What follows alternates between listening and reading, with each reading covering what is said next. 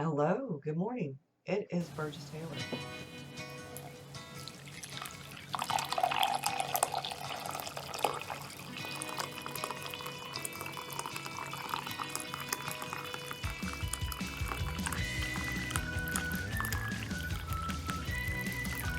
So, if we were sitting having a cup of coffee, what would I tell you? What would you tell me? What would we chat about? I thought today we chat about a few different things. One of the things that I've noticed is that the more creative I am, the more things I try that are different, that are outside of my comfort zone, the more creative I feel, the more energized I feel, the more imaginative I am. I'm working on a project right now. I'm creating little Happy Mail cards out of playing cards. I saw this on a few different videos. The most recent one was Creatively Free to Be Me. Someone sent her one out of an Uno card. Mr. Rockstar gave me a deck of cards the day before I watched the video that they had given him at work. They have little hints, tips, tricks about driving 18-wheeler, so big truck. We're not going to use these cards. Mr. Rockstar, when he's off work, he's off work. So I end up with the bags or the different things that have like work stuff. You know, most of the time I end up with these little extra things that he gets sometimes. One of the things I ended up with was this playing card. So I'm in the process. These are drying. When I noticed other people were creating them, because I looked up how to make them, theirs didn't have all this gesso and stuff on the back of them. I'm messy when I create. I'm messy. I'm going to have to put some cardstock on the back to cover it. I don't know what I'm going to do yet with the back because mine are rather messy on the back. So I'm still trying to figure that part out. They're all sitting over here drying. But I got to play with gesso and I got to play with these. And I got to play with that ink. And I'm doing all kinds of other stuff. I'm going to add some words. I'm going to do some Mod Podge. I might even put a little glitter. The other day, last week, I created a mixed media spread in a journal planner thing. I needed to do something. I had this stress and anxiety welling up in a ball, in this tight knit ball in the pit of my stomach as I thought about things and dealt with things and everything. And I needed to get art and words on the page, and I didn't want to do my normal journaling. I haven't done a lot of normal journaling last week. I didn't do a whole lot of normal journaling. I did an urban sketch. I did an artist date. I did something completely different and not my norm. I've been doing a lot of different things. I did a lot of things that were outside of my norm last week because I needed to be creative, but I needed something different than just my journal pages. And I watched Courtney's video and it was just showing up to the page. And you know, she's right. You just show up to the page. I wasn't showing up to my journal pages necessarily, but I did show up to some journal pages, just not my everyday journal pages. And that's okay. I got to do things outside of my comfort zone. I got to be creative and use my imagination. I got to practice with faces. I got to practice with mixed media, which I'm not very good at, but I am learning to just have fun and roll with it. The outcome of that is different for me. Watercolor, you really don't have a whole lot of control with watercolor. It's one of the ways that, I mean, it's one of the things I've had to learn how to embrace. I use too much water. I need to learn how not to, I need to learn how to find the balance. And I have ink and paint and all over my hands. By the end of the day, as I keep washing them and washing them, it will come off. But for now, they're stained. And that's okay. I'm an artist. Whether it's in a capital A or a little a, it doesn't matter. I'm an artist and I can live with stained fingers for a day. When I'm writing sometimes, especially with fountain pens, because I like to write by hand a lot to get my ideas out on the page, I end up with ink all over my hands. Part of what I want to talk about today's coffee chat is embracing your, I'm going to talk about embracing your 5-year-old again. I'm going to talk about stepping outside of your comfort zone and doing things. And we've got planes and we've got the landscape guy from next door. So you're going to hear the weed eater and the lawnmower and you're going to hear the planes.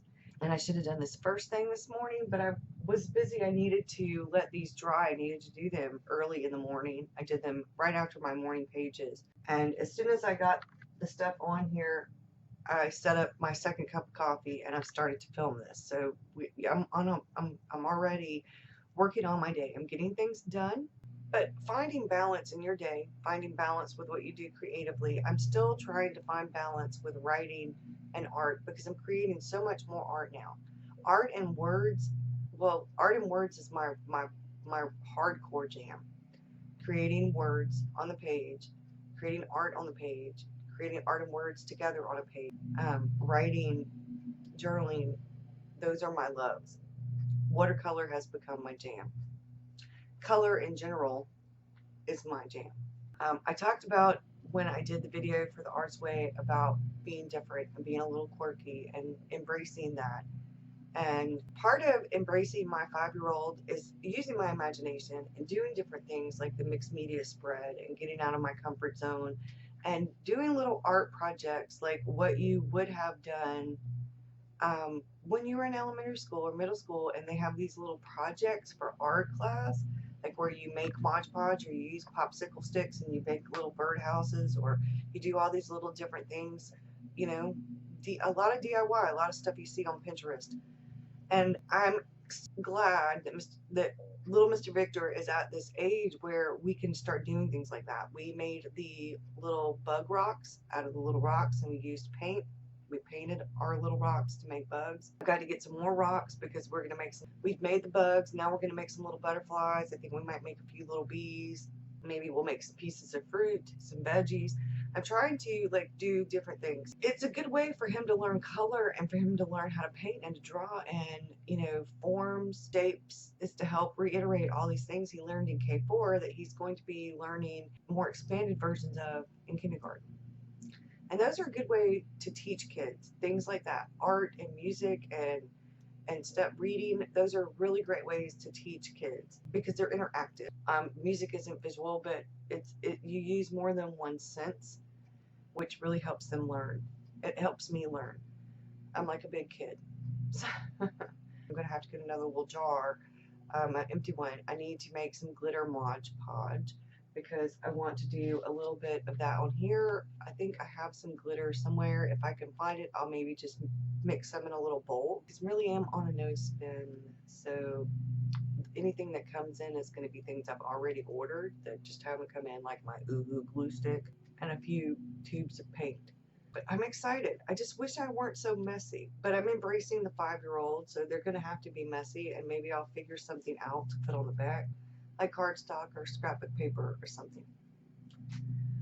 But practicing things like that, practicing in any way, shape, or form, I think is really good. So that you're finding that balance between doing creative things that are outside of your comfort zone and at the same time learning things that are inside your comfort zone, expanding that knowledge.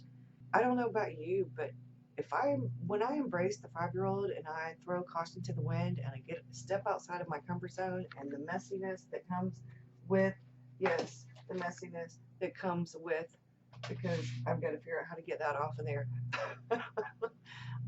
You know, it frees something inside of me to do more. And I go from there. And then it makes my journal pages or what I'm writing even better because I'm soaring. I'm free. I don't know how to explain it. I'm rocking it. One thing I wanted to kind of go over for those of you who did watch the Arts Way video. The comment, I think, wasn't meant in a negative way. Yes, the commenter did get a good laugh out of my pronunciation. People either love the Southern drawl, and then I say y'all, the Southern dialect, I should say, or they make fun of it, or they think that people who have the Southern drawl, the dialect, that we're not intelligent. I have a very high IQ. I come from a place where we're more laid back.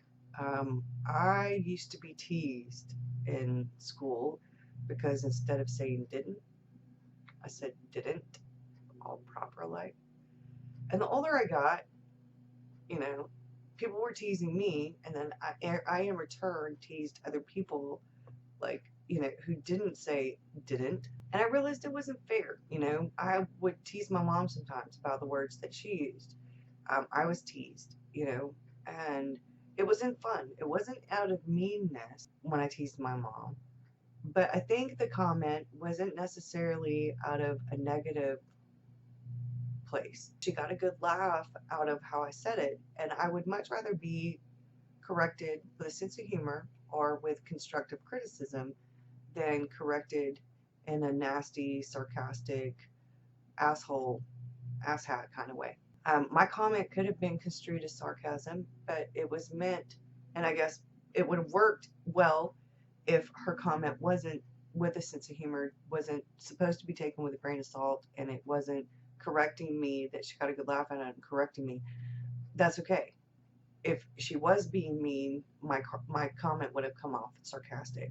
If she wasn't being mean, my comment would have come off exactly the way that it was.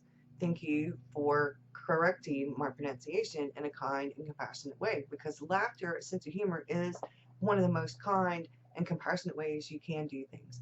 Anything done with love, sense of humor, that kind of thing is much better.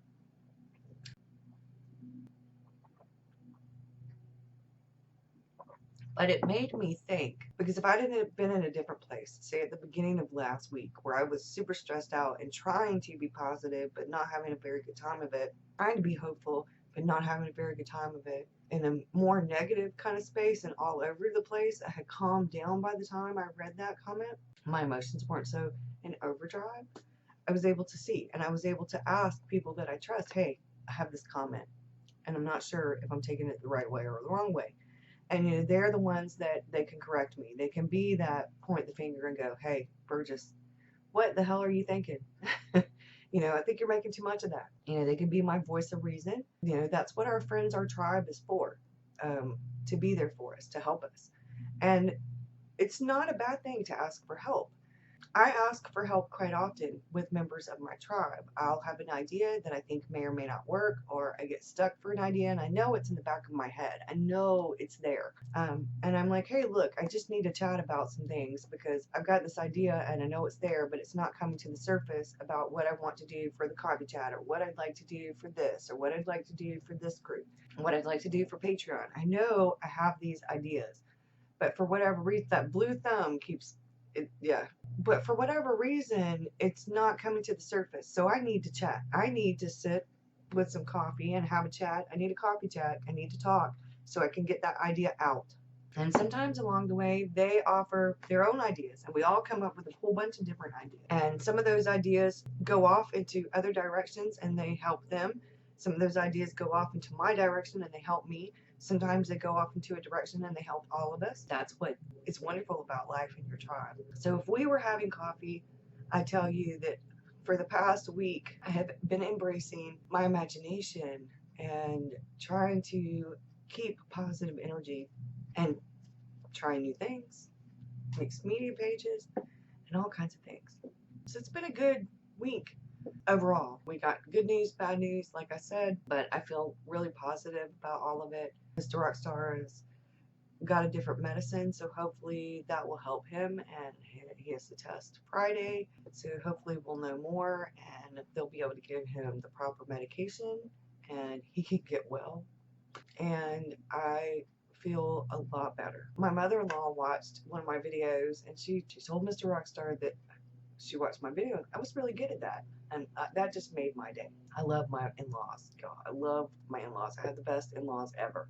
And David would tell you that about my family. We are very blessed, very blessed. I'm gonna say that I think this week I'm going to challenge myself to do something more than just these little cards. I'm going to challenge myself to do something else. I don't know what yet, because I have an artist date this week, and I also need to film the When I Journal for the journal series. I think tomorrow morning I will be filming my morning page, and then I think some today I might film some of my journal process videos, because a lot of this is going to be time lapse, because it would be too long a video if it wasn't time lapse. The filming for the When I Journal is going to be very interesting, because I journal during different parts of the day, so you're going to see like bits and pieces of different parts of when I journal, and I will have them time lapse. I'm going to have to set up the two different cameras, the one overhead and the one on the tripod that stands with my Canon camera, and I'll have to do, because the Canon doesn't have the selfie